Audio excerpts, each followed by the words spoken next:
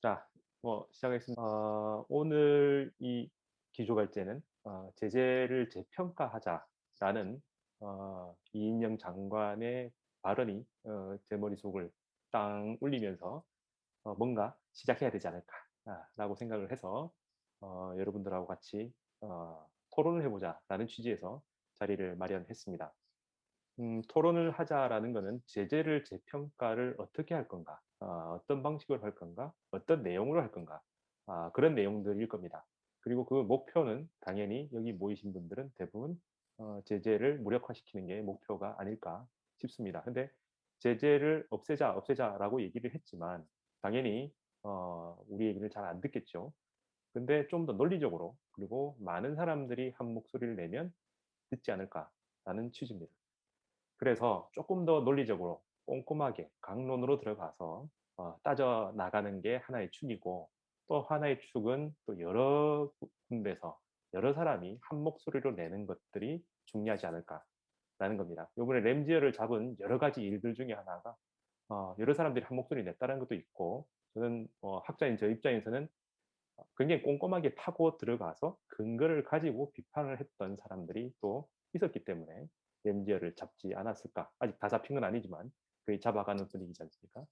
그래서 제재나 혹은 비핵화, 북한의 비핵화에 대해서 터무니없는 얘기인 것 같은데, 그냥 터무니없다라고 해봐야 잘 안 듣고 공로가 안 되기 때문에 그게 터무니없는 혹은 잘못된 것이다라고 꼼꼼하게 따져 들어가면 또 잡히는 그 꼬리가 나오지 않을까 싶습니다. 그래서 오늘 제가 먼저 안 그래도 작년에 제가 글을 하나 써서 논문상을 받았던 그 글도 있고, 그래서 제가 먼저 발제를 좀 하고요.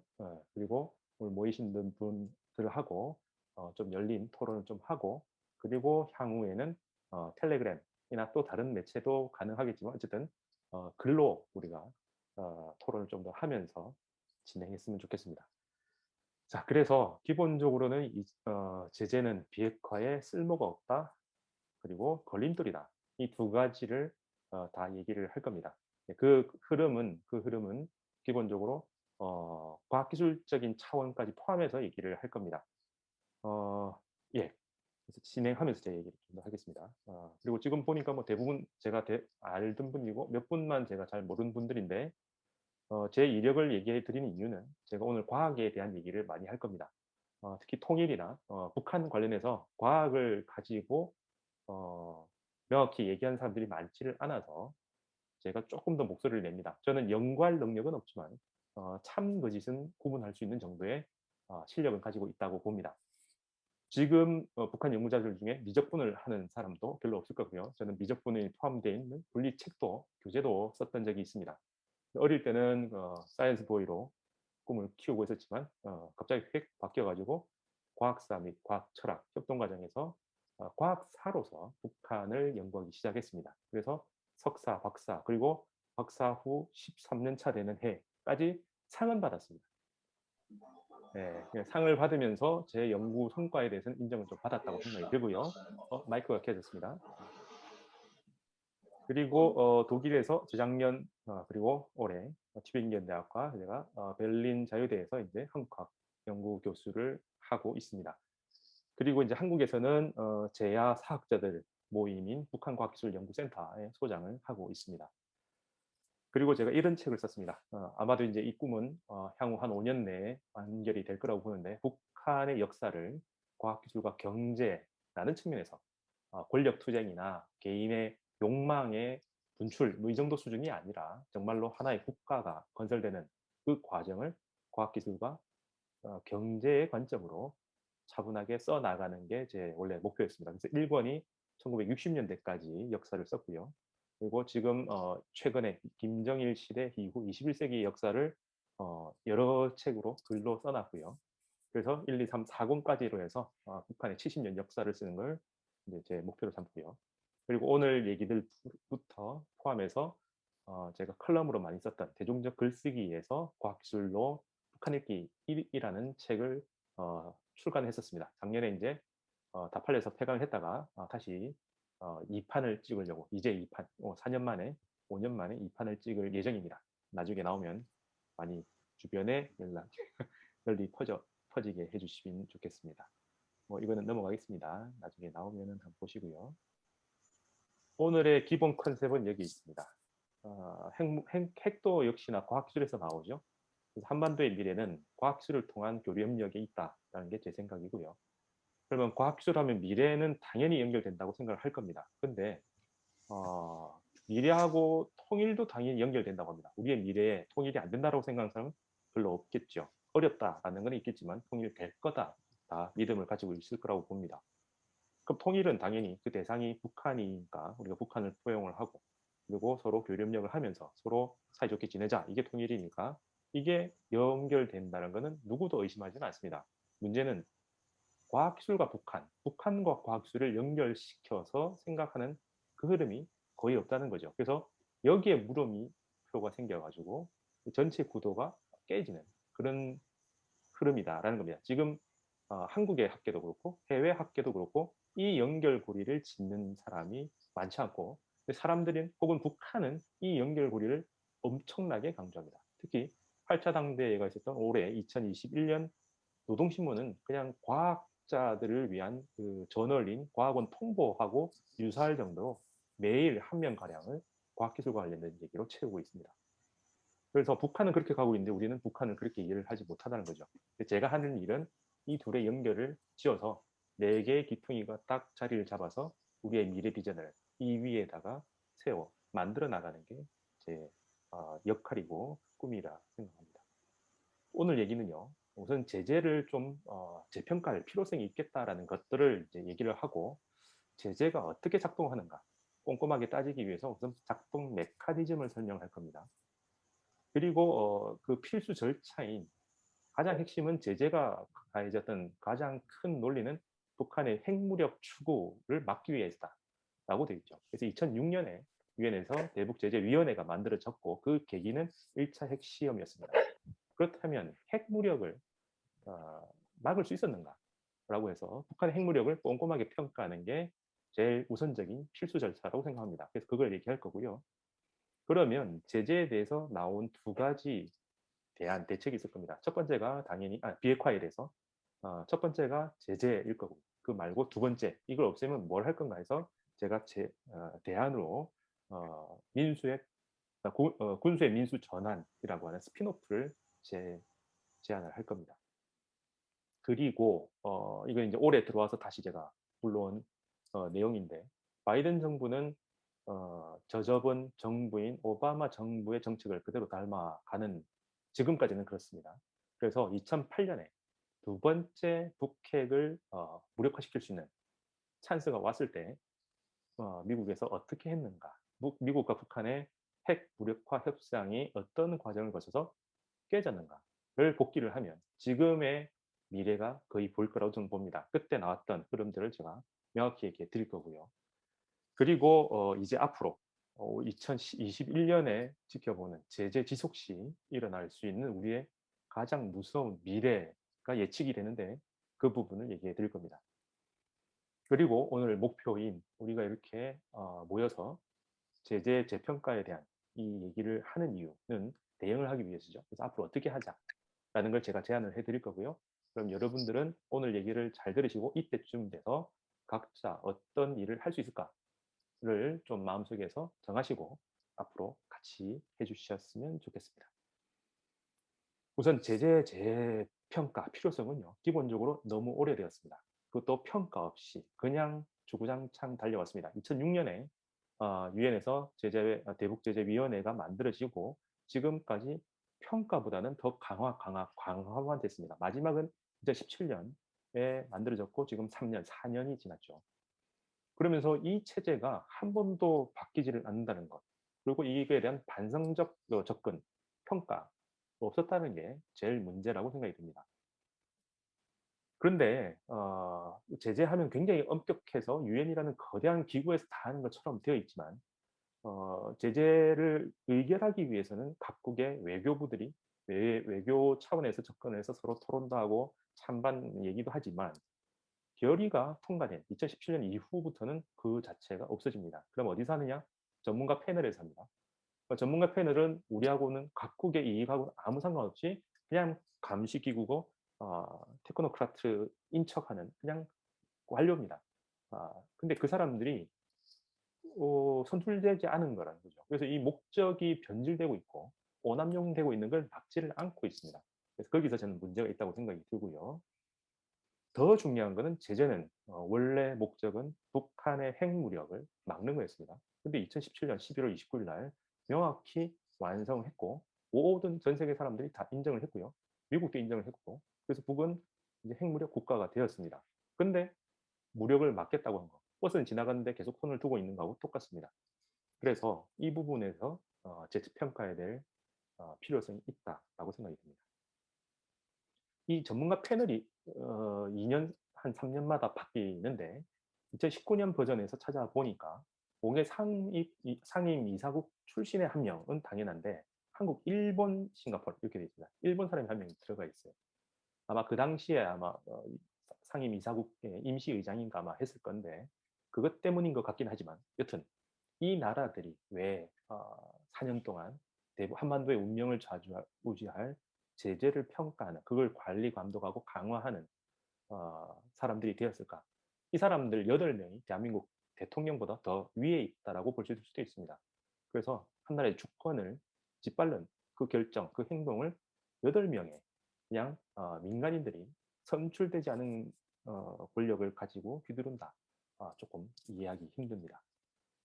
그래서 제재를 할 때는 그나마 다행이다라는 거죠. 서로 막 튀기게 토론도 하고 욕도 하고 싸움도 하고 하는데 그 다음에 되면 그냥 이거는 감시 감독만 넘어간다는 거죠. 그래서 문제가 있다 해도 그걸 가지고 그 안에서 조금의 유도리를 발휘한다는 있지만 그래도 여전히 그 제재의 틀은 깨지를 못한다라는 겁니다. 그래서 이 소수의 전문가 패널에 대해서 문제 제기하는 논문들도 꽤나 나와 있더라고요. 근데도 뭐 잘 안 바뀌는 거고 우리는 여기서 주권 침해가 명확히 있다라고 하면서 아무리 유엔 결의가 중요하다 하더라도 각국의 주권을 침해하면 안 되는 건데 대한민국의 주권도 침해에 당할 정도로 이걸 인정을 해야 될 건가? 그리고 핵무력을 완성했는데 이 체제를 가져갈 건가? 여기서 첫 번째 재평가 이유가 나온다고 봅니다. 기계적으로 조작하고 있다는 거죠. 두 번째는요. 잘 보시면 제재가 오남용이 되고 있습니다. 오용되고 남용되고 있다는 거죠. 기본적으로는 제재는 비핵화를 목표로 합니다. 근데 명확히 실패했어요. 실패했는데 그게 대해서 왜 실패했는지, 그럼 이게 어떻게 하면 잘할 건지, 그럼 지금 변화된 상태에서 어떻게 대응할 건지에 대한 논의가 없다라는 게 가장 큰 문제입니다. 그러면서 은근슬쩍 미국에서 나오는 몇 가지 칼럼을 보면 얘기가 바뀝니다. 비핵화를 위해서가 아니라 비확산을 막기 위해서. 북이 가진 건 어쩔 수 없지만 그 핵무력이 다른 나라로 전이되면 안 된다라는 취지에서 비확산을 목표로 제재가 작동한다 이렇게 얘기합니다. 그래서 북한을 고립시켜야 된다는 거죠. 확산을 하지 못하게 하려면 교류를 막아야 되고 교류를 막으려면 북한을 고립시켜야 된다. 그럼 고립시키는 또 다른 방법으로 제재가 필요하다. 그래서 제재가 다른 쪽으로 작용하기 시작합니다. 또 하나 넘어가서 지금 뭐냐 완전히 다른 얘기인데요. 북한 정권에 대한 비판의 일종으로 활용을 합니다. 누군가 칼럼을 썼는데 그 칼럼 속에서는 제일 일 안 하면서도 뭔가 일을 하는 것처럼 보이는 그 장치가 제재다. 이런 얘기도 한다는 거죠. 왜? 저 국가를 제재하는 대상으로 지정함으로써 우리는 착한 사람이고 쟤들은 나쁜 사람이다. 우리는 나쁜 놈을 나쁜 놈이라 할 수 있는 정도이다. 라는 걸 자랑하기 위해서라는 거죠. 거기는 당연히 인권과 민주화에 대한 얘기가 있습니다. 인권과 민주화가 한쪽에서 일방적으로 얘기할 수는 없겠는데 북한을 제재함으로써 우리는 인권 탄압국가고 비민주국가고 그래서 우리는 그 정권을 정복까지는 모르겠지만 비판은 하는 그 착한 편이다. 이걸 하기 위해서 제재를 쓰고 있다는 거죠. 그리고 정말 황당한 주장도 있더라고요. 제재 효용이 비핵화를 뭐죠? 핵무력을 막는 비핵화를 하는 건데 거꾸로 핵탄두수가 그나마 적은 이유가 제재 때문이라는 거죠. 제재 안 했으면 더 많이 가졌을 건데 제재를 했으니 저것밖에 못 가졌다. 핵을 못 가지게 하는 게 목적이지 적게 가지게 하는 게 목적은 아니었습니다. 그래서 이미 가졌는데 그거에 대해서는 이제 딴 얘기를 하는 거죠. 대표적인 사람이 대한민국에서 키워지고 있었습니다. 대한민국에서 부산이 배출한 외국인 중에 제일 유명한 사람이 칼리라는 사람인데, 경상도 말하는 켈리라는 사람이 이제 대체됐습니다. 그 BBC BBC인가요? 그래서 인터뷰하는데 애들이 뒤에서 뛰어놀아서 유명했던 그 사람인데, 부산대 교수입니다. 이 사람이 칼럼을 장문을 쓰고 최근에 엄청나게 많이 냈더라고요. 대놓고 얘기합니다. 제재 재평가, 제재 무용론에 대해서 자기는 반론하기 위해서 글을 썼다. 그러면서 위에 있는 모든 얘기를 다 엮어서 당당하게 얘기를 합니다. 그래서 우리는 우리 돈으로 우리의 적을 키운다라고 볼 수 있는, 혹은 우리한테 나쁜 얘기를 하는 사람들을 우리는 키우고 있다라는 거죠. 우리 민족에 유리한 혹은 이익이 되는 얘기하는 사람들은 별로 키우지는 않는 것 같습니다. 그래서 적어도 제가 얘기해드린 이유는, 이 사람이 글을 워낙 많이 썼고 최근에 많이 썼습니다. 한번 찾아보십시오. 로버트 켈리라는 교수인데, 이 사람을 극복하면 되지 않을까. 웬만한 논리를 다 집어넣어서 그렇습니다. 자, 그러면 이 정도는 이제 필요성이 됐을 거라고 보고요. 작동하는 메커니즘을 보면, 기본적으로 개발 단계, 이제 핵을 완성을 하려고, 가지려고 막 노력하는 단계는 기본적으로 필요한 핵 물질과, 그리고 탄두에 대한 기술, 핵을 다루는 기술, 이런 것들이 필요해서 그걸 차단하는 게 목적입니다. 그리고 그 논리 속에는 핵 기술은 북한 내부에 없다. 그래서 외부로부터 안쪽으로 들어가야 된다라는 게 전제가 깔려 있습니다. 그래서 들어가는 걸 막기만 하면 그 내부에서는 살아날 수가 없다라는 거지요. 그래서 직접적으로 초기에는 직접적으로 연관이 있는 것들만 제재를 합니다. 그래서 핵무력에 필요한 원심 분리기에 필요한 알루미늄 합금, 그럼 그게 수출되지 수입되지 못하도록 한다. 그리고 핵 기술자들이 이동하는 걸 막는다. 뭐 이런 식으로 되어 있다는 거죠.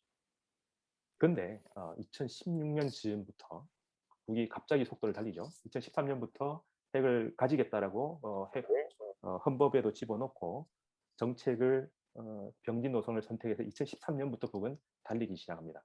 그러면서 핵 시험을 이제 4차로 넘어갈 단계가 이제 16년쯤이죠. 그때부터는 이제 막을 수 없다는 판단을 한 것 같아요. 그러면서 간접적인 연관성, 간접적인 지점에서 차단을 하기 시작합니다. 그래서 핵무력을 개발할 때 필요한 물질, 기술, 이게 아니라 자금, 돈이 없어야지 못한다라고 해서 자금 확보를 차단하기 위해서 북이 수출하는 수출 물량 1, 2, 3 이런 것들을 다 차단해 버립니다. 수출 물품을 차단하는 거죠. 그래서 석탄 수출 못하게 하고요. 3위가 수산물이었습니다. 물고기 잡은 걸 팔지를 못하게 합니다. 물고기와 핵무력은 아무 상관이 없습니다. 근데 그걸 팔아서 생긴 돈으로 이 물질들을 사온다, 기술들을 사온다라는 것 때문에 자금 원천을 막아야 된다라는 취지에서 차단을 하기 시작하죠. 그래서 그때부터 간접적인 차단, 제재가 작동을 합니다. 그래서 여기서부터 이제 부작용이 생기죠. 그 전부터 아마도 지금 다 찾아보지는 않았지만 다른 나라에 적용하는 제재는 그 목적에 탁 적합해서 직접도가 있는 것들을 제재를 했다면, 북은 이제 이때부터는 간접적인 거에서 포괄적인 제재로 넘어갑니다. 그러면서 이제 부작용이 생기죠. 인도적 지원도 차단합니다. 그래서 뭐 쇠가 하나라도 있으면 안 된다 해서 피스, 너트까지도 다 막는 그런 시점이 이때부터라는 거죠. 그래서 인도적 지원이 막힙니다. 뭐 그 유명한 그 백신 자동차가 그 케이스죠. 백신은 가도 되지만 그 싣고 가는 자동차는 넘어갈 수가 없다. 옛날에는 안 그랬습니다. 지금도 특별한 경우는 안 그랬죠. 나갔다가 들어온다는 게 명확하면 나갈 때 도장 찍고 들어올 때 도장 찍으면 되는 거였거든요. 근데 이제 그걸 못하게 막아버리죠. 그러니까 여기서 이제 부작용이 생겼다라는 이슈가 생깁니다. 그래서 예전에 2017년 이전, 완성되기 이전 단계에서는 이 인도적 지원에서 문제가 생겼음을 얘기를 많이 했고요. 그리고 2019년쯤에는 미국에서 또 이런 부분에서 부작용에 대한 얘기가 나름대로 꽤나 진지하게 진행이 됐습니다. 그때 미국 의원들도 참여한 토론회를 개최를 해서 부작용에 대한 얘기가 나왔고, 그게 2년쯤 지나서 올해는 완화시키기 시작하죠. 인도적 지원에서 문제가 생겼으니 이 부분을 고치자라고 해서 예외, 면제 부분을 좀 더 탄력적으로 적용하겠다라는 얘기가 있습니다. 그게 이제 우리의 성에는 안 차죠. 그는 목적에도 안 맞고 그냥 약간의 수정이기 때문에 그거는 조금 부족합니다. 왜냐? 이제 완성했기 때문에. 완성을 했고 그 정도도 굉장히 많이 진행했습니다. 컴퓨터에서 디가우징 하는 것처럼 같은 자리에 여러 번 데이터를 저장을 시켜버려서 지우고 쓰고 지우고 쓰기를 반복하면 옛날 데이터는 못 살아납니다. 읽을 수가 없습니다. 마찬가지로 북한의 핵시설들은 짧게는 10년, 길게는 30년짜리가 있고 거기에서 한두 번이 아닌 누적이 돼서 여러 번을 했기 때문에 과거를 검증을 못합니다. 그리고 엄청나게 많은 핵탄두를 가졌을 거라고 추정이 됩니다. 최소로 잡아도 100기는 충분히 넘어갈 거라고 봅니다. 그래서 칼자루가 거꾸로 되었다는 거죠. 핵무력을 가지기 전까지는 외부에서 제안하는 검증 리스트에 대해서 북이 호응을 하는 게 비핵화였다면 이제는 북이 내놓을 걸 얘기를 하고 스스로 얘기를 하고 그걸 밖에서 받으면 그냥 그걸 억셉트 하면서 그걸 받아들이면서 비핵화가 될 수밖에 없습니다. 출발이 북한으로부터 해서 북한으로 끝나기. 고리가 바뀌었다는 거죠. 외부에서 출발해서 북한에서 끝나는 게 아니라 북한이 스스로 얘기를 하고 스스로 끝내도록 하는 거 말고는 이제는 없다는 겁니다. 원리하면 과학적인 방법으로 철저하게 검증할 수 있는 방법은 없습니다. 그래서 정치적 합의, 약속 대령과 같은 정치적 합의만이 비핵화를 할 수 있는 유일한 방법이다라는 게 지금 단계입니다. 그래서 신뢰의 문제가 이제 비핵화에서는 가장 중요합니다. 개발되지 전에는 억압적인 비핵화도 가능했던 거죠. 그래서 사찰, 특별 사찰부터 해서 뭐 불시에 어느 지점이든 마음대로 갈 수 있게 해야 된다. 그게 통해서 다른 나라는 그렇게 했고요. 근데 북은 그걸 안 받아서 안 됐고 앞으로도 영원히 그건 안 됩니다. 이걸 이제 제가 얘기를 하다가 보니까 비유하자면 핵무력 완성을 대학 입학 시험 통과로 보면은 아주 드라마틱하게 이게 다 비유가 되더라고요. 전 세계 사람들이 고등학생 곧인데 대학생들이 너무 억압을 하고 차별을 하는 거예요. 임금도 2배 차이가 나고. 그래서 내가 대학에 들어갈래라고 할 때 그 대학생을 못 되게 대학생들이 고등학생들이 대학 입학 시험을 치는 걸 막으려고 하는 것을 제재로 본다면 이 비유가 적절하다고 저는 봅니다. 그래서 제재는 과외를 차단합니다. 학생이 스스로 공부해서 대학 입학 시험을 통과할 수는 없어. 그러면 과외를 못하게 하면 얘들은 공부를 못하게 되고 그러면 시험 통과할 능력이 안 되고 당연히 시험에 떨어질 거야 라는 거죠. 그래서 오류는 뭡니까? 자습, 스스로 공부할 수 있잖아요. 옛날에도 사법 공시한다고 책 사들고 절에 올라간 것처럼 내가 책 한두 권만 있으면 공부해서 대학 입학 시험에 통과할 수 있다는 거죠. 자습이라는 거.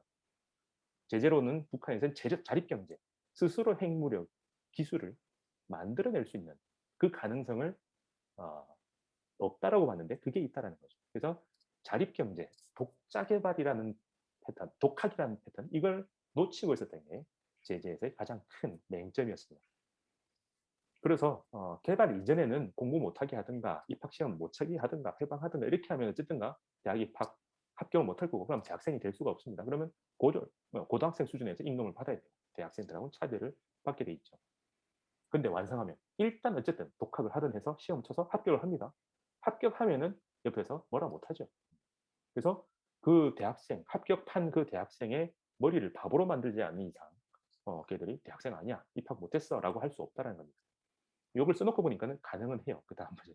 뭐냐면 어, 제적을 시켜버리죠.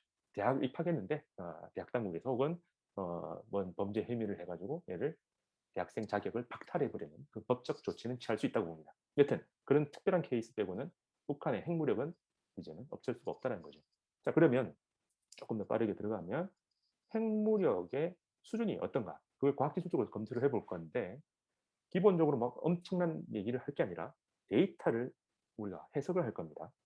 그 해석하는 이유는 이제는 이 결론입니다. 정치 외교적 방법으로는 과학술적 가능한 범위를 벗어날 수가 없기 때문에 이 어디까지 왔는지 지구상의 기술과 북한의 핵무력 수준 이걸 비교를 해서 분석을 해야 제재 가능하네 혹은 비핵화 가능하네 이런 얘기가 나오고 가능하지 못하면 거기 매달리면 안 된다는 거죠. 역대 흐름은 저는 2017년 화성 15형을 기점으로 서로 두 개가 나뉜다고 생각을 합니다. 그래서 첫 번째 건은 개발하는 단계였다면 두 번째는 이제 완성 단계라고 봤고요. 그러면 북한의 핵을 없앨 수 있는 기회는 딱 3번 있었습니다. 역사적으로. 94년 제네바 합의, 그다음에 2008년 6자 회담의 결과로 생긴 무력화 방안, 그리고 최근에 있었던 트럼프하고의 김정은 정상회담 3번에 걸쳐서 있었는데 다 아시죠? 한 번은 성공하고 한 번은 하다가 중간에 실패하고 한 번은 아예 실패로 들어갔습니다. 그 이유는요. 그렇죠. 네. 한 번은 성공하고요. 나머지는 반절 성공 그리고 실패. 이유는 상황이 안 맞아요. 제네바 합의는 그 당시에 개발하는 단계였으니까 개발하는 수준에서 합의가 이루어집니다. 근데 합의 내용은 계속 개발 단계인데 북한의 핵무력은 점점 발전하는 거예요. 2008년만 하더라도 반절 정도 발전했습니다. 그리고 지금 2017년, 2018년 넘어가면은 북한의 핵무력은 완성됐어요. 근데 그 협상 내용은 여전히 개발 단계, 제재 수준에서의 개발 단계 수준에서 하니까 안 맞는 거죠. 현실과 그 협상 내용이 안 맞으니 협상이 이루어지지 못했던 겁니다. 기본적으로 2008년에 북이 자기들이 어떻게 시험을 했던가 하는 자기의 핵 능력을 공개한 게 있습니다. 굉장히 중요한 책 두 권을 공개를 했는데 1차 핵시험을 끝냈기 때문에 1차 핵시험에서 얼마나 사용했느냐 그리고 지금까지 가지고 있는 핵물질 그때까지는 플루토늄입니다. 플루토늄을 얼마나 가지고 있는가 이 두 가지 수치를 얘기했는데 이 수치가 왜 중요하냐 기본적으로 남은 게 최대로 되도록 성실하게 신고를 했다는 거죠. 무슨 말이냐? 검사에서 자기들 증명해야 될 거, 앞에 갖다 놔야 될 그 핵물질의 양을 최대가 되게 신고합니다. 이건 돈으로 해석하면 수입과 지출을 조절해 가지고 나는 수입은 최소고 지출이 최대야 해야지 세금 내는 게 작아지죠. 인지상정은 세금 작게 신고하는 게 기본인데 혹은 세금을 가장 많이 내는 자기한테 가장 불리하는 방법으로 신고를 했다는 겁니다. 그래서 이게 최소가 되도록 이렇게 했다면은 '아 거짓말이야.'라고 할 건데 거꾸로 북은 자기한테 가장 불리한 방식으로 신고를 했습니다. 그래서 굉장히 신뢰성이 높고요. 그래서 계산을 해 보니까 플루토늄과 우라늄 두 개가 있는데 플루토늄은 계산을 제가 해 보니 북에서 얼마나 썼느냐 이거에 따라 달라지지만 그 추출한 게 객관적으로 딱 나와 있는 게 있습니다. 그래서 플루토늄은 원심 분리기가 아니고 핵을 이제 태우고 남은 찌꺼러기 재 속에서 다시 분리를 합니다. 그래서 사용 후 연료봉 가지고 하는데 사용 후 연료봉이 얼마나 되는지는 IAEA에서 2004년 94년에도 한번 검사를 하고요. 그래서 그 규모가 얼마라는 게 다 공개가 되어 있습니다. 그래서 거기서 추출을 해 보니 45개에서 60개. 그때 기준은 핵탄두 하나가 2kg. 아까 얘기한 대로 1차 핵시험에서 2kg를 썼다라고 했으니까 그냥 그 수준으로 기술이 발달하지 않았다고 치면 이 정도고요. 기술이 발달하면 2kg가 아니라 1.5, 1, 0.5로 줄어들 겁니다. 적은 양으로 핵탄두를 만들기 때문에 조금이라도 기술 진보가 있었다면 100개가 확 넘어가게 되어 있습니다. 또 하나, 우라늄 가지고도 핵탄두를 만들 수 있는데 우라늄은 그냥 천연에 있는 걸 갖다가 농축, 압축만 하면 됩니다. 골라내서 걔들만 추려내면은 무기가 된다는 거죠. 조금만 농축을 하면 그냥 발전소 용량이 되고요. 이걸 고농도로 농축을 하면 이게 핵탄두가 됩니다. 근데 이거는 북한의 천연 상태로 굉장히 많습니다. 전 세계에서 오스트리아가 전 세계 반절 정도를 가지고 있다는데 그 오스트리아보다 더 많이 가지고 있는 게 북한이다라고 합니다. 전 세계에서 공개를 다 되지는 않지만 추정상 제일 많은 우라늄을 가지고 있는 나라가 북한이라는 거죠. 그래서 거기서 가지고 와서 원심 분리기에 돌리면 1년에 40kg 정도가 나온답니다. 40kg는 기술이 가장 낮다라고 했을 때 20kg 정도를 탄두 한 개로 보는데 그래서 1년 열심히 돌리면 두 개의 탄두가 나온다는 거예요. 왜 원심 분리기냐라고 하면 우라늄이 굉장히 무겁기 때문에 세탁기에서 물통 돌리는 것처럼 뱅뱅뱅뱅 돌리면 우라늄만 맨 바깥쪽으로 가는 거죠. 그래서 조금씩 빼내면 네, 그게 농축이 됩니다. 세탁기 돌리는 것처럼 해서 돌리는 건데 문제는 이게 2000기나 1년 내도록 돌려야 탄두 딱 두 개가 튀어나오는 거죠. 근데 이게 기술이 낮으면 이렇게 나옵니다. 근데 기술이 높으면 레이더를 가지고 합니다. 전자레인지가 쓰는 방법이 물 분자한테만 에너지를 줄 수 있게 주파수를 조정합니다. 그래서 주파수를 조정해서 물만 에너지를 주도록 조절해서 딱 주면 물이 있는 곳이 에너지를 받아서 뜨거워지면서 음식을 데우는 게 전자레인지입니다. 마찬가지로 우라늄만 골라서 분리할 수 있게 에너지를 줄 수 있게 해서 레이저를 쫙 개발해서 투여를 하면 우라늄만 톡 튀어나오는 거죠. 그럼 그거는 싹 뽑아내 버리면은 우라늄 농축이 훨씬 더 쉬워집니다. 이게 4일만 잘 돌리면 20kg는 금방금방 만들어진다고 하죠. 이것도 2000년대 초반대 기술이고 이거는 대한민국도 가지고 있습니다. 그래서 이거는 크게 어려운 게 아니라 레이저 기술을 어느 정도 개발한 국가는 가지고 있습니다. 그렇다면 레이저를 북이 안 가졌을까? 가졌다면 4일 만에 탄환합니다. 그럼 1년 지나면은 100기가 금방금방 나오게 되어 있죠. 지금 10년 이상 지났기 때문에 100개 넘었을 건 너무나 당연한 추론이라고 봅니다. 근데 과학이라고 모든 걸 과거를 다 뒤질 수 있는 것처럼 얘기를 하는데 핵물리학에서 과거를 뒤져볼 수 있는 방법은 거의 없습니다. 방사성 동위원소에 의한 연대 측정법이라는 것도 통계치입니다. 이렇게 통계로 방사성 물질이 점점 없어지기 때문에 여러 개를 뽑았을 때 그중에 몇 개가 있느냐를 통계치로 봐서 대략 얘들은 몇 년 정도 됐겠다라고 과거를 추정합니다. 근데 북은 여러 번 한 자리에 여러 번 했기 때문에, 그리고 이제 통계로 할 수 있는 그 표본이 막 흩어졌기 때문에 통계를 처리할 수가 없습니다.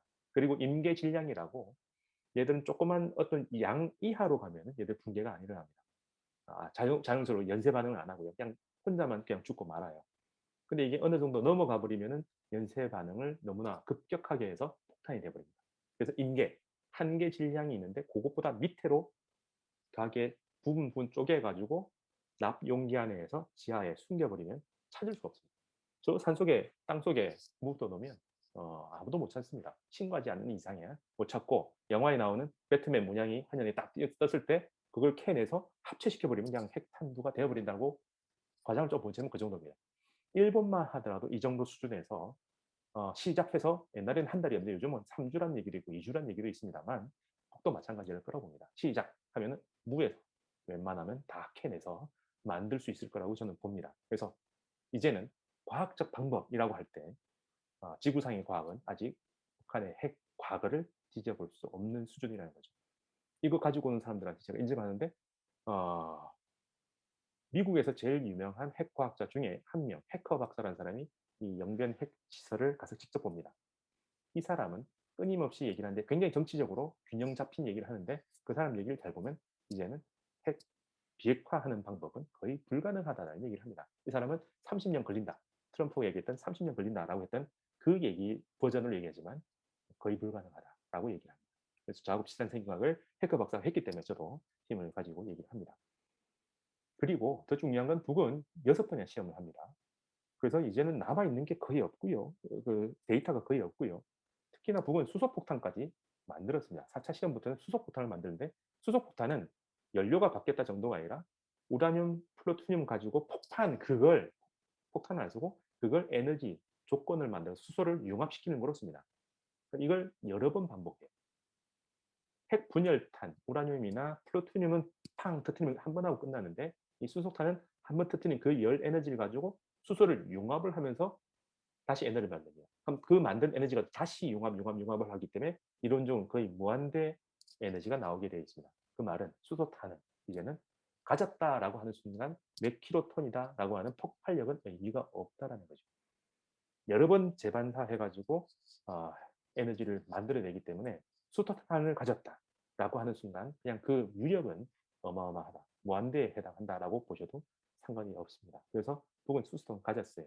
이제는 더 작게 만드는 게 중요한 거지 크게 만드는 건 의미가 없다라는 게 되고, 더 중요한 거는요, 임계 전 핵시험, 폭발이 빠바박 터지기 전에 불을 꺼버립니다.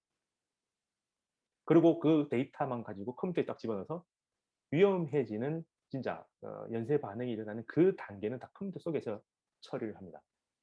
지금 핵 무력을 가진 전 세계 5개, 6개 혹은 뭐 10개 되는 핵무력 국가들은 전부 다 인계적 핵시험을 합니다. 뭘 가지고요? 슈퍼컴퓨터 가지고. 근데 북이 그 수준에 도달했다고 선언을 하고 그럴 거라고 의심하는 사람은 전혀 없습니다. 다시요. 예, 그래서 임계적 핵시험이라는 거는 슈퍼컴퓨터가 있어야 되는데 북이 임계적 핵시험을 한다라고 선언을 했고요. 북한의 IT 기술은 워낙 뛰어나고요. 그런 정도의 슈퍼컴퓨터에 준하는 컴퓨팅 기술을 가졌다라고 다 인정을 할 겁니다. 인정 안 하는 사람들은 오히려 그 흐름을 잘 못 보는 사람일 거고, 그렇다면 북은 이제 공개적인 핵시험을 할 필요가 없습니다. 6차 시험 이후로. 그래서 우선 선차적으로 시험장을 폭파해서 없애버렸죠. 자, 여튼 이 정도 갔으면 북한은 핵 능력은 이제 거의 무한대까지 갔습니다. 게다가 북한같이 모든 게 하이어러키로 균형 잡히게 돼 있는 나라에서도 핵은 별도로 처리합니다. 그래서 핵에 대한 유일적 관리 체계를 이미 2016년에 완비를 해라라고 해서 그걸 완비를 했습니다. 시험까지 했습니다. 그렇다면 관리에서 이게 문제가 될 것도 없어요. 그래서 그 핵무력은 저는 이 정도 수준에서 봤을 때는 이제 그냥 끝났다라고 이제 얘기를 한다는 거죠. 그러면 이제 딜리버리. 미국에서 제일 무서워하는 건 이겁니다. 이 부분도 최근에 찾아보니까 미국에 있는 싱크탱크에서는 이 얘기를 합니다. 핵은 놔두고, 핵은 놔두고 ICBM을 없애자고 하자라고 얘기를 하는 쪽이 나옵니다. 오히려 트레이드를 제재하고 무기하고를 막 바꾸자. 핵은 놔둬도 돼. 이렇게 넘어간다는 거죠. 핵은 바꿀 수가 없으니까. 근데 뭐 무기는 제가 오늘 별다른 설명을 안 해도 될 것 같습니다. 대부분 다 아실 것 같고요. 어마어마한 무기들이 나왔고 이제 15형을 넘어서 이건 시험을 한 거고요. 16형까지 나왔습니다. 16형 혹은 11축이라고 볼 수 있는데 축이 늘어나는 게 왜 의미가 있느냐만 설명하겠습니다. 축이 늘어나는 것은 무기가 크다는 거, 무기가 무겁다는 거고, 무게가 무겁다는 것은 미사일의 대부분은 연료기 때문에 사거리가 늘어난다는 겁니다. 그래서 바퀴 8개 정도부터 대륙간 탄도탄이라고 얘기를 합니다. 근데 9, 10일까지 갔다는 거죠. 그래서 이거는 김정은 위원장이 15,000km 사거리라고 얘기합니다. 15,000km가 뭐냐면 적도를 기준으로 돌렸을 때 지구의 지름, 아니 지름이 아니죠. 그 원둘레가 4만 킬로입니다. 원래 킬로미터가 그렇게 정해졌습니다. 그래서 지구 둘레를 4만 킬로로 하자라고 프랑스 대혁명기 때 도량형을 만들면서 그때 정했습니다. 그 말은 제일 긴 반지름이 2만 킬로입니다. 그래서 2만 킬로짜리만 있으면 지구의 모든 곳을 가는 거죠. 그때는 제일 멀리니까 북에 있는 그 지점에서는 남반구 38도로 보낸다면 2만 킬로가 있어야 되지만 남반구를 때릴 리는 없고 북반구이기 때문에 15,000킬로는 북반구 어느 곳이든 다 갈 수 있는 사거리라는 겁니다. 그게 이제 중요한 거죠. 그래서 거기까지 다 만들었습니다. 그리고 이거는 커졌기 때문에 다탄두일 거다. 그건 뭐 화성 15형부터 다탄두였을 거라고 추정을 대부분 다 했고요. 이 정도까지 가면 그냥 만들 수 있는 ICBM의 끝장이라고 봅니다. 그래서 아무도 의심하지 않죠. 북한이 뭐 했다 하면 다 거짓말이라고 했을 건데 이게 다탄두일 거고 세계 최대 크기의 ICBM이다라고 했을 때 거짓말이라는 얘기를 한마디도 안 나왔습니다. 그리고 더 무서운 건 이거죠. 사거리를 더 확장하기 위해서 북극성 3형 SLBM을 만들겠다. 그리고 최근에 발표한 거로는 원자력 추진함, 잠수함을 만들겠다까지 했죠. 그래서 SLBM을 실어서 이제 태평양 앞바다에 가서 무한정 바닷속에 있을 수도 있다라는 겁니다. 그러면 북한의 영토는 바다, 오대양 전체로 넓어지는 효과가 있죠. 그래서 바로 옆에서 쏠 수가 있고요. 이거는 다 얘기하는데 지금 얘기하는 대부분의 북한의 무기는 저는 추정하건대 완성에 준하는 정도로 기술 개발이 돼 있을 겁니다. 이걸 실전용으로 이제 버전업을 시켜서 바꾸고 퍼포먼스를 하는 것만 남았지 이제부터 개발하겠다라고 해석하는 순간 그거는 잘못 해석한 거고 그냥 레토릭에 말려 들어가는 거라고 봅니다. 왜냐하면 북극성 3형이 2019년에 2019년인가 아마 그때 예, 맞을 겁니다. 공개가 됐는데 이미 과거에 지금 보여주는 것처럼 북극 3형 설계도가 나와 있었고요. 기록 영화에 이건 2017년 화성 14형 발사했을 때 기록 영화인데 그때 이미 기록 영화에 북성 3형이 만들어져서 누워져 있는 모습이 나옵니다. 이게 과거라는 것은 김정은의 몸의 뚱뚱함 정도를 보면 알 수가 있습니다. 네, 굉장히 호리호리하죠. 그래서 이거는 2015년 이전이라고 봐도 될 것 같은데 어쨌든 그 정도 수준으로 돼 있기 때문에 공개되는 게 최첨단이다라고 하는 순간은 논리적으로 무너집니다. 공개되는 거는 전체에서 뭐 90%, 80% 어쨌든 최첨단은 아니다. 그래서 언급하는 게 이제 개발할 거다라고 하는 거에서 없을 거라고 생각하면 안 된다는 거죠. 다 있습니다. 다만 실전용으로 이렇게 버전업을 시켜서 내놓기까지는 시간이 걸린다라는 겁니다. 이제 잠수함은 이미 거의 다 건조가 됐죠. 그래서 잠수함을 만든다고 공개를 한 겁니다. 자, 그렇다면 이 정도까지 왔으면 북한의 핵무력은 딜리버리도 완비가 됐고요. 그것도 SLBM, 그다음에 ICBM 둘 다 가지고 있고요. 핵무력도 탄두가 100개 이상입니다. 100개를 얘기하는 것은 공식적으로 공개되어 있는 그 핵무력 국가의 탄두가 100개가 최소 정도라고 들었습니다.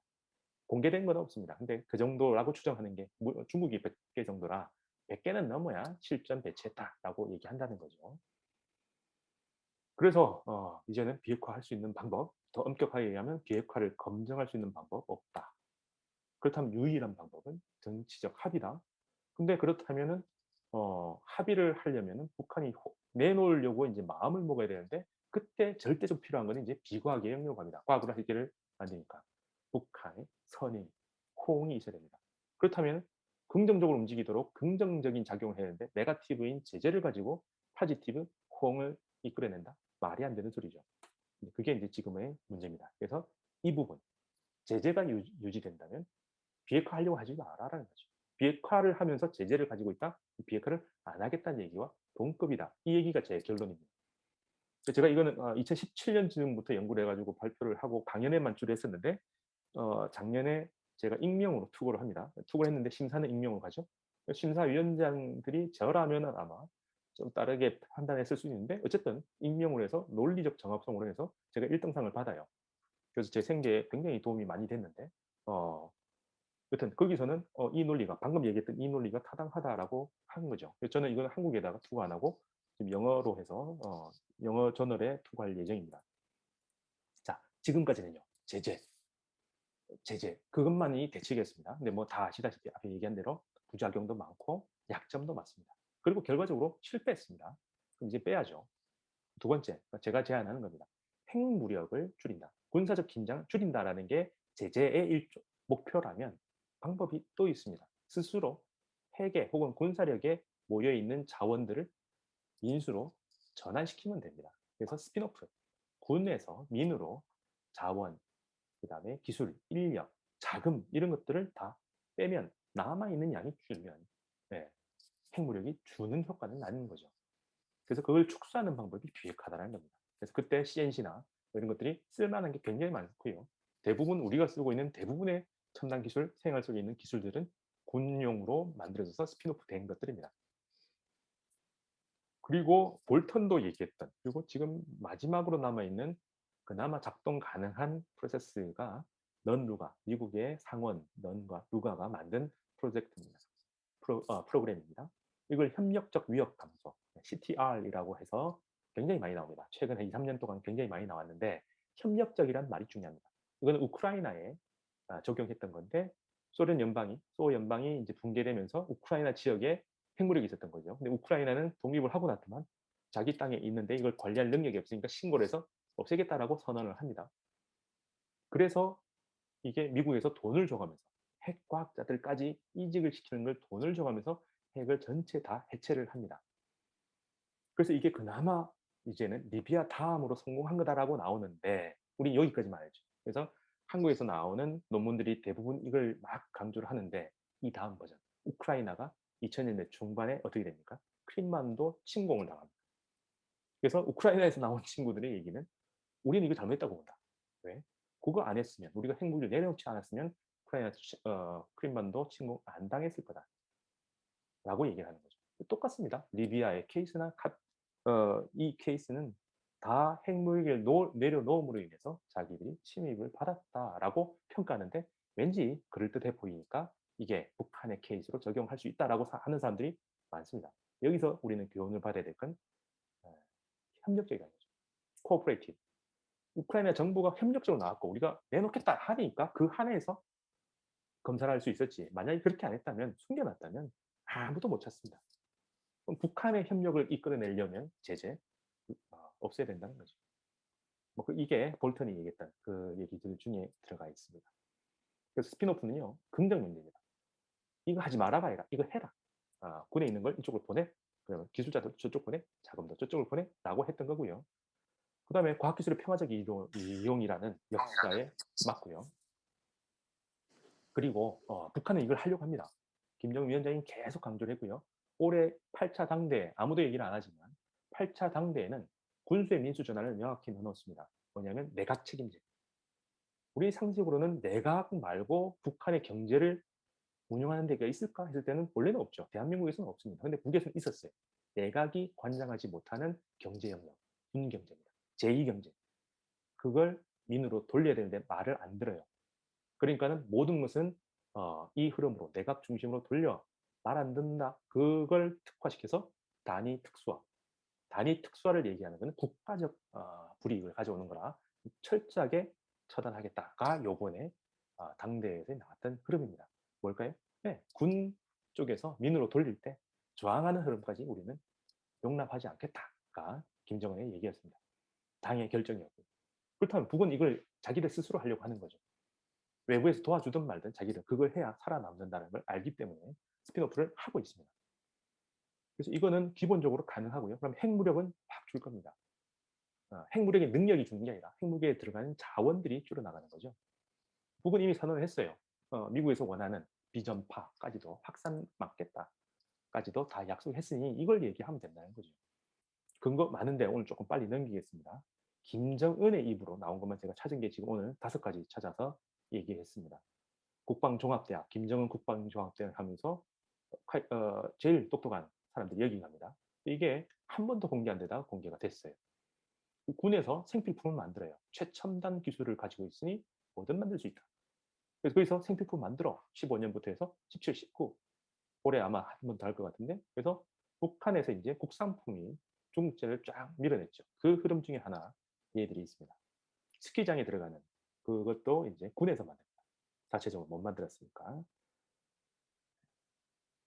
그리고 비행장을 없애버립니다. 비행 연습장을 함경도의 그 산간지대에서 이 평야가 있는데 몇 개 안 되는데 그 평야에 비행장이 있었는데 그걸 없애버리고 남새원실 농장을 만들고 양묘장을 만들었습니다. 도시 하나를 완전히 다 새로 만들어버렸죠. 이제 이렇게 바뀌었습니다. 자, 이 모든 게 김정은의 주도에 의해서 일어납니다. 자, 10분만 더 하겠습니다. 그래서 이런 흐름을 쭉 보면 이제 북한의 핵무력에 대해서는 제가 브리핑을 해드렸고 이 정도까지인데 더 자세하게 들어갈 필요 없이 이 정도까지인데 핵무력 가능해? 라는 질문을 던질 수 있지 않겠냐라는 거고요. 이제 지금 바이든 정부가 어떻게 나올 건가에 대해서는 2008년에 핵 합의, 북한의 핵무력 2단계 합의사항 중에서, 아니 3단계 중에서 2단계가 시행이 되다가 맙니다. 중단됩니다. 미국이 협상을 파기해버려요. 그러면서 한미일 연합 구조가 그때 다시 갖춰줍니다. 우리는 항상 들어서 한미일 이게 당연한 것처럼 돼 있는데 외교적 채널이 아니라 군사적 채널들이 강구해지는 게 이때부터입니다. 지금 그 한미일이 다시 나온 게 심상치 않다는 거죠. 그래서 이때 무슨 일이 있었는가? 2008년에 5월, 6월 달까지 좋았습니다. 그래서 북한에서 아까 얘기한 대로 2권의 책을 내놓습니다. 정보죠. 핵 불능화 2단계에서 북한의 30년 정도 되는 그때는 30년 아니죠. 20년 정도 되는 핵 활동 일지를 매일 써놓은 걸 공개를 합니다. 그리고 이걸 북한에 가서 가지고 나온 사람들이 뭐 성김, 크리스토퍼 힐 이런 사람들인데 가지고 와서 한 달 동안은 굉장히 잘 돼 있다라고 얘기합니다. 미국의 핵과학자들을 다 동원해가지고 이걸 분석을 막 하면서 오 충실하게 됐어라고 하는데 두 번째 이거는 그냥 평화적 핵 이용이거든요. 근데 핵무력을 만든 1차 핵시험을 했기 때문에 핵무력을 만드는 그 과정에 대해서는 신고서를 따로 작성합니다. 그래서 한글과 영어로 돼 있는 2가지 버전의 신고서를 만들어서 6차 회담 의장국인 중국한테 제출합니다. 여기에 아까 얘기드렸던 1차 핵시험에서 2kg을 쓰고 지금 자기들이 가지고 있는 게 39kg이다 라는 걸 이때 공개를 하는 거죠. 미국은요 이 2권의 책만 들고 가면서 뭘 얘기했느냐 테러 지원국 이때 포기합니다. 그래서 해제했어요. 그리고 트럼프 때 다시 아마 결정을 했고요. 그리고 적성국 교육 자기들 국내하고 이 교류하는 걸 막기 위한 그 생컨더리 보이콧에 해당하는 그걸 해제해 줍니다. 게다가 에너지와 식량도 그때 다 제공합니다. 안 바뀔 것 같은 미국에서 이걸 다 해요. 이때 그래서 서로 1단계, 2단계까지 갑니다. 근데 3단계 때 미국이 마음을 바꿔서 불시에 아무 곳이나 장소와 시간을 구애받지 않고 가서 시료를 채취하겠다고 얘기합니다. 그것도 얘기 안 돼서 이제 북에서는 좋아, 그러면 인정해줄게. 핵시설 영변에만 넣어 가서 해. 그러니까 또 한번 받아주니까 미국에서는 가서 우리가 핵과학자를 만나서 인터뷰도 할래. 라고 합니다. 인터뷰 안 돼. 라고 했다가 또 인터뷰 받아주는 거죠. 그런데 또 이제 막 때를 써가지고 결국은 파탄됩니다. 이게 2008년 이제 11월, 12월쯤입니다. 그래서 결국은 꽝. 그래서 2009년 2월 달에 공식적으로 6자회담에 의한 그 합의서는 무산됩니다. 그러면서 2009년부터 미국과 북한은 따로 갑니다. 북한은 그때부터 CNC가 공식적으로 등장합니다. 자, 그래서 기본적으로는 핵을 볼 때는 플루토늄, 우라늄 이런 것들을 잘 봐야 됩니다. 그게 어떻게 왔는가? 뭐 이거는 아까 앞에 다 얘기했으니까 넘어가고요. 요 정보를 가지고 북한의 핵 일정을 쫙 제가 그래프를 한번 그려봤습니다. 과거 핵, 현재 핵, 미래 핵. 핵은 요 3단계를 구분해서 각각 다르게 대처를 합니다. 그리고 시점은 2008년 정도를 현재 핵으로 봅니다. 요때 협상이 일어날 때. 그때까지는 플루토늄밖에 없었어요. 그래서 사용 후 연료봉, 영변에 5kW 원자로에서 불태우고 난 재를 끄집어내서 처리를 합니다. 거기서 뽑아낸 게 플루토늄인데 그때 뽑아낸 게 26에서 30. 연료봉 상태로 남아있는 게 6에서 7. 그러면 합치면 대략 30, 40 뭐 이 정도 되거든요. 30 얼마. 근데 그때 한국에 제일 유명한 북한 관련된 연구소에서 내놓은 일지를 보면 그때 예상하기를 40에서 50kg 정도로 봤다. 그럼 거의 비슷하니까 해줄 만한데 어쨌든가 자기들의 예상에는 벗어났으니 불성실하게 했다라고 평가하는데 나중에 제가 미 의회 조사국에서 발간한 보고서를 보니까 미 의회 조사 보고서 작성한 거기에서는 북한이 30에서 50 사이로만 얘기하면 성실 신고로 본다라고 했습니다. 이 숫자를 나중에 바꿔요. 자, 그래서 핵 시험을 연료봉 추출을 하는 게 2005년에 딱 한 번 있었고 그게 이제 이렇게 돼 있는 거고요. 그리고 핵 시험은 한 번 다 일어납니다. 2006년 10월에. 근데 딜리버리가 그때 실제로 미사일을 안 하고 광명성 1호라고 하고요. 그때 이제 클린턴 때 서로 수교한다까지 갔고요. 이때는 부시를 돌린 거는 실제 미사일입니다. 7월 4일 새벽에 방방방방. 이때 뭐가 문제되냐면 북한의 미사일은 궤적을 특이하다. 그래서 궤적을 자기들도 모른다. 그래서 탄착 지점이 정확도가 떨어진다. 탄착 지점이 어딘지 북한도 잘 모른다. 라는 게 이때까지 중론이었는데 밤에 쏘았는데요. 탄착 지점이 500m 안에 다 들어갔다고 합니다. 그래서 굉장히 정밀도가 높아졌네. 라는 게 들어오면서 부시의 마음을 바꿉니다. 그래서 이제 진행되는데 그 유명한 지금도 유지되고 있는 CVID 완벽하고 검증 가능하고 되돌릴 수 없는 비핵화가 있었고요. 그럼 과거도 그렇고 현재도 그렇다. 이게 고수되다가 부시가 마음을 바꿔요. 어떻게? CC로 바꿉니다. 과거는 이제 검증을 못하니 20년, 30년 대간이 검증을 못하니까 complete and correct 완벽하고 정확하다는 걸 정보입니다. 그래서 아까 책 두 권이 나온 거예요. 그래서 과거는 정확하게 하고 현재만 없애라가 부시의 합의 사항이었습니다. 그래서 현재 핵은 영변 탑을 폭파시키는 거로 갔고요. 핵 활동 일지와 보고서를 내는 거로 가서 완벽하게 북한이 조건에 맞춥니다. 문제는 이걸 받아든 미국의 입장이 바뀌죠. 이때 미국이 뭘 했느냐? 과거 핵이 어느 정도였는가를 보면서 북한의 핵무력이 어떤가를 평가했을까 봅니다. 왜냐하면 여기까지 가면 이제 북한한테 받아낼 건 없거든요. 모든 정보가 다 나왔기 때문에 다 살펴본 다음에 지금 중요한 데이터들을 가지고 보면 이렇게 됩니다.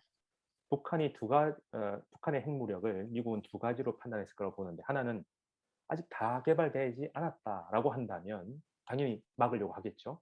근데 다 보고서까지 다 받아보고 났더만 북한의 핵은 다 완성됐네? 라고 한다면 막을 이유는 없죠. 왜? 지금 막거나 나중에 막거나 완성되고 나면 큰 차이는 없으니까. 이 당시는 2008년은 몰랐지만 지금 10년 지난 지금 시점에서 보면 북한의 핵무력을 미국이 어떻게 평가했는지 명확하죠. 1번으로 안 가고, 아니 2번으로 안 가고, 아니 1번에 안 가죠. 1번 안 가죠. 미개발이 아니라 완전히 다 개발했으니까 막으려고 안 했습니다.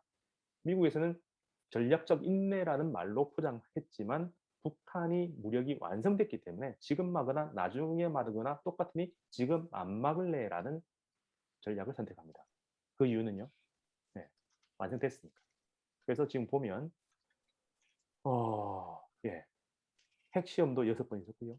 플루톤도 많이 나왔고 그 다음에 원심 분리기도 2000기가 돌아갔고요.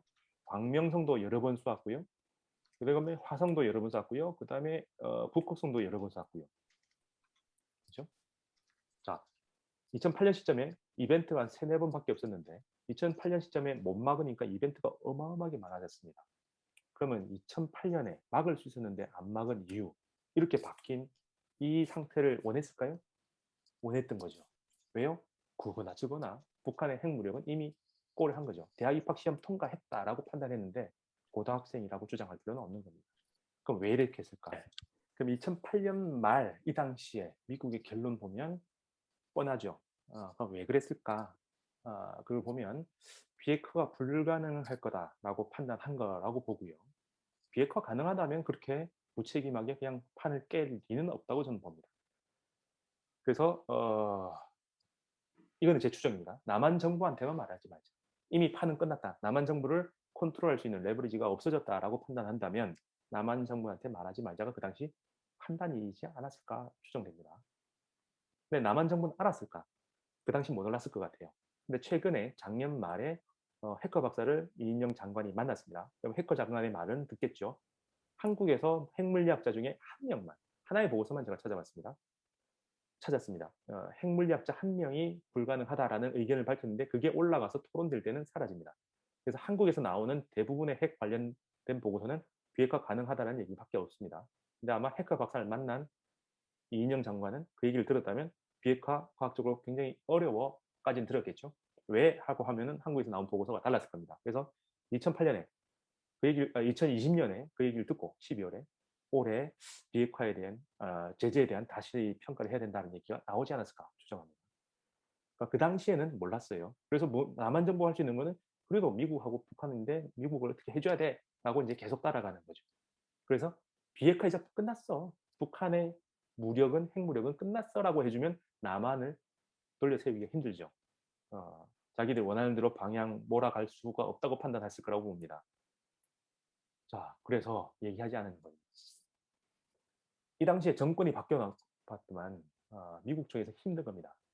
사회는 그렇다 치고 군사적으로 말을 안 들으면 전시작동권도 바꾸려고 하고 한미 동맹, 군사 동맹도 깨려고 하는 흐름이라면 정권이 바뀌어도 군사 동맹은 유지되는 방향으로 틀을 짤 거라고 봅니다. 그래서 나온 게 한일 문제는 위안부를 앞에 아주 핵 이슈인 위안부 문제를 합의를 시켰죠.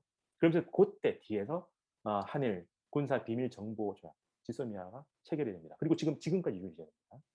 그리고 또 하나 굉장히 안타까우지만 저번에 이 사드 운동하신 분 들어오셨는데 사드를 우리한테 쫙 갖다 놓으면서 뒤로는 MD 체계에 들어갑니다. 이게 전부 다 뭐냐면 군사 정보가 각국의 영토를 벗어나지를 못하게 돼 있었는데 한일 문제가 지소미아 때문에 바로 넘어갑니다.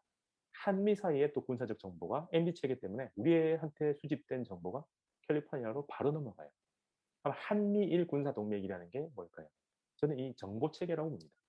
그래서 이게 지금까지 그대로 있는 거죠. 어, 대한민국 정부가 또 다른 정부로 바뀌었는데 다른 정권을 바뀌었는데도 이걸 깨지를 못해요. 그러니까 또다시 바이든 쪽에서는 한미일 얘기를 하면서 넘어가고 있는 거죠. 여기서 약한 구리 위안부는 여러 사람들이 이슈를 만들고 내용을 꼼꼼하게 해서 이건 깨버렸습니다. 근데 아직 지소미아는 못해요. 사드나 한미 제재 아무도 못 깨고 있습니다. 그래서 이쪽은 굉장히 강고하게 갈 거라고 예측이 되죠. 그럼 북한은 어떻게 했을까요? 네, 북한이 이제 미국과 얻는다. 2020년 1월 달에 정면 돌파 전략을 수립한 그거하고 비슷한 식으로 우리끼리 간다가 2009년에 등장합니다. 첨단 돌파 전략. 군에서 가지고 있는 CNC 기술을 민으로 돌릴 거야. 라고 쫙 달리는 거죠. 그리고 핵 이제 가져야 되겠다. 안 가지니까 딴짓을 하니 우리는 가지겠다. 12년에 핵에 명문화시키고요. 헌법에다가 명문화시키고 경제 핵 병진 노선을 채택해서 경제도 발전시키고 핵도 발전시키겠다. 그래서 시스템도 만들고 핵시험 5차까지 하고요. 그 다음에 6차 핵시험하고 무기까지 해서 탑재한 상태에서 날리는 걸 시험을 다 해줍니다. 딱 4년 걸렸죠. 그래서 원래는 아마 2018년 초로 잡혔을 것 같은데 평창을 가지고 무력 다음으로 평화가 국면을 돌리기 위해서 좀 더 당겨라라고 얘기했을 것 같고 그래서 이상한 숫자인 11월 29일 12월 달이 가기 전 원래 12월 달에만 해도 괜찮아 했는데 아마 이때 하지 않았을까 추정되는데 29일 날 성공합니다. 명확하죠. 협상에서 흐름이 미국한테 기대할 수가 없다라는 흐름이었습니다. 자, 그렇다면 바이든도 똑같이 갈 거라고 저는 봅니다. 그러면 예전처럼 2009년 이후로 전략적 인내의 수준에서 핵을 인정하는 것도 아닌 것도 이상한 흐름으로 가면서 역시 한미일로 가는 흐름이라면 북에서는 그때처럼 대응하지 않을 거라는 거죠. 그래서 2020년 1월에 선언을 하죠. 자력경생, 자립경제를 넘어서 자급자족을 얘기합니다. 농경제 사회도 아닌 산업시대의 자급자족입니다. 뭐냐면 수입 대체입니다. 그게 올해 2019년 하반기에 딱 한 번 나왔던 수입 지표라는 말이 이번에 당대 이후에 나와서 2차 전원회의에서 수입 지표를 이제 바꿔서 국산으로 다 바꿔라 라고 얘기가 나옵니다. 자급자족 시스템을 만들어요. 예전에 70% 정도의 자금률이었다면 이제는 90% 이상으로 만들어라 라는 요구가 명확히 나옵니다. 그래서 이 부분이 완성된 거죠. 이게 뭐냐면 저는 정말 이해가 안 됩니다. 인게이지먼트. 개입을 해서 계속 그 전쟁의 위험을 낮춰야 되는데 단절시켜 버립니다. 고립시켜 버립니다. 그러면 전쟁의 위험은 더 커지는 거죠. 분쟁의 위험은 더 커집니다. 대화를 하고 있을 때는 싸우지는 않습니다. 힘을 쓸 때도 힘을 호흡을 딱 멈추고 무식으로 힘을 쓰지, 호흡을 하는 상황에서 힘을 쓰지는 않을 겁니다. 하면서 참으면서 땅 때리는 상황이 벌어질 거라고 추정이 되는 거죠. 북이 자립도가 90%, 100%로 지향을 하게 되면 외부에 어떤 소요가 있더라도 자기들한테 영향 안 주겠다라고 판단되면 지금보다 무력 시위의 강도는 커진다라고 봐야죠. 그래서 저는 북미 사이의 무력 충돌 가능성이 점점 증가한다고 생각이 듭니다. 어느 정도냐면 핵전쟁은 당연히 안 일어납니다. 연평도에서 해전이 일어나고 서로 싸우고 그 과정에서 젊은이들이 죽었죠. 민간인도 죽었습니다. 마찬가지의 일이 미국과 북한 사이에 일어날 가능성이 있습니다. 미국도 바보가 아니고 북한도 바보가 아니기 때문에 핵전쟁이 일어나기 전 단계 소규모의 국지적인 제한된 범위 안에서 무력 충돌 가능합니다. 그래서 이게 제일 두려운 거예요. 그래서 그게 일어날 가능성은 점점 커집니다. 왜? 북한의 이제 외부의 의존도가 제로에 가까워졌습니다. 작년 코로나 거치면서 시험을 했죠. 1년 지나도 끄떡없습니다. 다 어렵다고는 하지만 오히려 긍정적인 시그널이 더 많이 나옵니다. 어렵지만 살만하다라는 거죠. 2000년대 초하고 지금하고는 완전히 다르다라는 얘기를 하고 있습니다. 환율 안정되고 있고요. 석유 값이 내려갑니다. 쌀값이 내려가고 있습니다. 네, 그런 상황이 지금 벌어지고 있다라는 거죠. 그래서 이번에 8차 당대에 보면 정말 무서운 말이 이렇게 나옵니다. 국가 방위력이 점점점 하면서 영토 밖에서 선제적으로 제압할 수 있는 수준에 도달했다라고 선언을 합니다. 영토 밖 공해상에서 먼저 자기들 위협받기 전에 먼저 지금 미국도 마찬가지거든요. 북한한테 핵을 쓰겠다 안 하지만 우리가 먼저 쓸 수 있다라고 얘기를 하는 거죠. 우리는 쓰겠다 안 했지만 선제적 조짐이 보이면 우리 쏠 수 있다. 이게 작계로 나와 있는 그 흐름입니다. 그래서 미국의 정책 변화 단계를 보면 가능성이죠. 어떤 시험 한두 개 해놓으면 이게 핵무력으로 완성될 수 있어. 부시를 움직이고 클린턴을 움직였던 건 전부 다 가능성이었습니다. 그때는 그랬는데 지금은 완성됐다고 생각하니까 이제 시험 가지고는 안 되는 거죠. 그러면 실제로 발사해야 됩니다. 자기 땅이 아니라 이제 공중을 놀려서 남들이 다 보게 퍼포먼스를 하면 그때서 조금씩 바뀝니다. 그럼 이 실제가 이제는 어디까지 가느냐. 북한의 영해, 그 다음에 일본 영해를 넘어, 그 다음에 이제 태평양의 공해까지 가는 거죠. 그럼 태평양 공해 중에서 미국에 가까이 갈 수 있겠죠. 그래서 하와이와 LA. 하와이는 지금 이미 경계에 들어가 있죠. 오보도 나오고 사람들이 소개도 내렸습니다. 그러면 LA 앞바다에 떨어지는 것 충분히 가능합니다. 그리고는요, 네, 대서양 앞바다에 떨어지겠죠. 뉴욕 앞바다에 떨어질 수도 있습니다. 다음 버전은 이거밖에 없어요. 그러면 정책이 어디서 바뀌느냐? 이제 북한의 변화를 감지한 대중, 민중들의 변화가 생기겠죠. 그러면 미국은 바뀔 수밖에 없습니다. 소요가 일어나겠죠. 그 중간쯤에 지금 있습니다. 그래서 미국이 끝까지 외면하겠다면 북한은 자급자족 시스템을 더 강화시키면서 5년 내에 쏘는 가능성이 있죠. 기다리지 않겠다. 너가 제재해. 라는 게 뭡니까? 이제는 우리는 유사시에는 너가 코앞에다가 우리도 똑같이 갖다 때릴 거야. 강에는 강이라는 거는 우리 앞에서 너가 무기 가지고 훈련을 한다면 우리도 너가 앞에 가서 훈련할 거야 라고 얘기한 거와 똑같다는 거죠. 그러면 전 세계는 다시 전쟁의 소용돌이로 빨리 들어갑니다. 막아야 되는 거죠. 제 생각은 이렇습니다. 그래서 여기까지 하고요. 제가 오늘 여러 가지 얘기를 했습니다. 그래서 지금 제재에 대해서 여러 가지 버전에서 좀 더 꼼꼼히 봐야 될 거와 제가 좀 더 들여다봐서 결론 내린 것들도 얘기해 드렸습니다. 얼마나 설득력 있는지, 이 중에서 뭘 가지고 우리가 제재를 재평가하고 제재가 지금 걸림돌로 되고 있다라는 얘기를 할 건지, 그걸 우리가 정해야 되고요. 제가 제안을 하는 거는 두 가지 흐름입니다. 제가 작년까지는 이제 교수가 아니어서 그냥 재학 사학자라서 그냥 시민사회 활동가분들하고 연구자하고의 협력 이걸 생각했는데 제가 이제 올해부터 교수가 됐어요. 그래서 학교에서 할 일들이 많아졌습니다. 그래서 학교에 할 일과 이제 시민사회에서 할 일을 제가 두 개를 연결시키는 정도가 되고 저는 따로 두 개가 다 같이 되지 않을까 싶습니다. 하나는 오늘 모였 여러분들하고 시민사회 단체에서 할 수 있는 시민사회 층위에서 할 수 있는 걸 제안합니다. 방프라고 독도 찾기 이런 거 했던 단체가 있습니다. 굉장히 훌륭한 청년들이 만들었고요. 그리고 이제 그 다음에는 잘 돼서 모금도 많이 되고 국가에서 자금을 꽤나 많이 지원을 합니다. 여기서 뭘 하냐면 독도라고 하는가, 그다음에 동해 이런 부분에서 잘못되어 있는 걸 찾아서 고쳐달라고 투서를 넣습니다. 근데 외국이라면은 우리말로 해서는 안 되잖아요. 근데 또 우리나라 사람들 또 중에 그 기관, 그 지역의 언어를 모르는 사람들이 많아요. 그래서 투서 내용을 미리 포맷을 딱 만들어 놓습니다. 그래서 각국어로 만들어요. 독도는 우리 땅인 여러 가지 역사적 배경에 대한 이유를, 혹은 동해가 우리 동해라고 해야 될 이유를 각국어로 다 번역을 해 놓습니다. 알아서 들어가서 나는 프랑스 사러 하면 프랑스어로 뜻 긁어가지고 그 지역 신문이나 뭐 기관에다 투서를 하는 거죠. 저는 이걸 차용해보자. 그래서 우리가 이슈를 발굴하고요. 토론해서 이슈를 발굴해서 집단지성으로 토론하면 모인다고 좀 봅니다.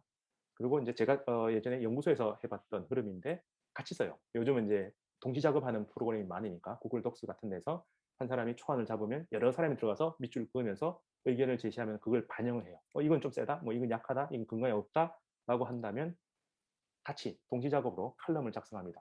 투고할 정도의 분량으로. 그럼 그걸 갖다가 이제 능력자분들 많잖아요. 유럽에서는 각국에 사시는 분들인 그 지역의 언어를 아실 거고요. 독일, 프랑스, 뭐 스칸디나비아 쪽에 이쪽에도 다 있으실 거고, 미국은 당연히 영어로 하면 될 거고요.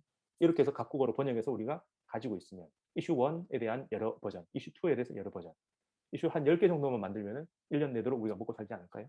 그거 가지고 투자를 하는 거죠. 그래서 각국 언론에다가 내 의견이 있습니다 라고 쫙 보내면 한 번은 실어주지 않을까요? 방크만 보더라도 뭔가 이슈가 딱 생기면 정말 많은 사람들이 그전까지 활동하지 않더라도 나도 보낼 수 있네 하면서 자기가 끌어서 보내요. 그럼 사람의 쪽수가 쫙 많아지니까 그걸 반영해주는 흐름으로 가는 거죠. 그래서 저는 그 버전을 한번 써보자. 그렇다면 우리가 요 단계를 밟아서 이슈를 1, 2, 3, 4 이렇게 발굴해 나가는 거. 제가 오늘 이슈를 먼저 발굴해서 제안을 해줘요. 이런 흐름이고요. 근데 제가 학교에 있으니까 우리 학교에서부터 해커 박사를 이제 초청해서 강연을 한번 해보려고 합니다. 제 영어 논문을 미리 주고 그냥 일반 논이 아니라 제 얘기부터 출발해서 가보자라고 하려고 합니다. 아마 한 2달 있다가 하지 않을까 싶은데, 여튼 그런 것처럼 제재 재평가 누가 할까요? 우리가 하면 됩니다. 꼼꼼하게 따져서 제재 1번 문제가 있어, 2번 이게 있어. 이 체제 이제는 우리 한반도 평화에 도움 안 되라는 결론으로 쫙 달려가서 강론이 붙게 만들면 되지 않을까 싶습니다. 뭐 미국이 해주세요라고 우리가 손 벌릴 필요는 없다고 봅니다. 우리끼리 해서 학자들 좀 모아서, 혹은 여기 계신 분들도 좀 더 꼼꼼하게 연구를 하셔가지고 발표하면서 북한에 대한 제재, 뭐가 문제인가를 재평가 1번, 2번, 3번에서 책으로 혹은 논문으로 써서 발표하면 되지 않을까 싶습니다. 안타까운 거는 영어 버전으로 제가 한 2달 찾았는데 별로 없어요. 그래서 우리가 재평가해서 내놓으면 여러 가지 좋지 않을까. 그래서 제가 지금까지 찾아본 바로는 제재에 대해서 비판을 하는데 너무 총론적으로 비판합니다. 그리고 그 제재에 대해서 평화협정을 체결하자까지만 있는데 평화협정은 너무 선언이잖아요. 그 안에 담길 내용이 있어야 되는데 그게 많지 않습니다. 국내도 그렇고 영어 버전도 그렇고요. 그리고 또 아까운 거는 평화선언 안에 넘어가려면 협상을 해야 되잖아요. 저번까지는 제재하고 영변을 교환하겠다고 북에서는 받았는데, 하노이 때까지 받았는데 그때부터는 아예 끊었죠. 이번에 최선희 부장도 선언적으로 얘기했죠. 제재 없애야 우리가 협상에 나온다. 예전에는 교환 조건이었다면 이제는 문입니다. 입장권에 해당하는 게 제재입니다. 그게 제가 얘기했던 이 논리입니다. 그래서 미국에서 제재를 내려놓겠다 혹은 내려놓은 흐름이 돼야 우리가 협상을 할 수 있다. 가 되니까 그런 얘기로 몰아갈 수 있지 않을까 싶습니다. 네, 조금 오버됐네요. 네, 제 오늘 기조관제는 이 정도로 마치겠습니다. 이상입니다.